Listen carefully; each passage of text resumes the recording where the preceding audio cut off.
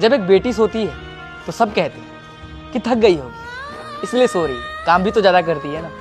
लेकिन वही जब एक बहू सोती है तो सब कहते हैं कि इसके माँ बाप ने सोना ही तो सिखाया है, काम कराना थोड़ी सिखाया है। माँ बाप के संस्कार ही तो यही हैं। यहाँ पर संस्कार आ जाता है। बहू थक नहीं सकती, बहू मशीन है, लेकिन बेटी थक सकती है क्योंकि वो काम ज़्यादा करती है ना। बेटी थक सकती है लेकिन बहू क्यों नहीं? वो भी तो किसी की बेटी है। अगर आपकी बेटी थक जा रही है काम करके तो वो बहू मशीन है क्या? वो भी तो इंसान है, वो भी तो किसी की बेटी है, किसी की लाडली है जो आपकी सेवा करने के लिए आई है। बहू को भी बेटी मानिए, दिल से, दिमाग से नहीं। जब बेटी थक सकती है तो बहू भी थक सकती है।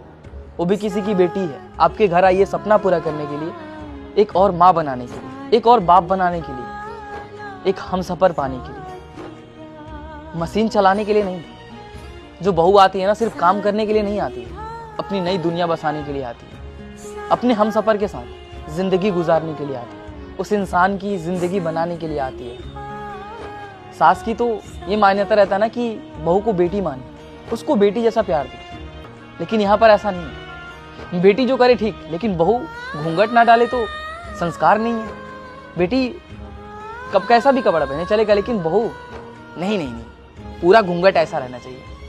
बेटी और बहू में फ़र्क आप करते हैं, बाद में शिकायत करते हैं कि माँ बाप के संस्कार अच्छे नहीं हैं। पहले अपने दिमाग का संस्कार ठीक करिए।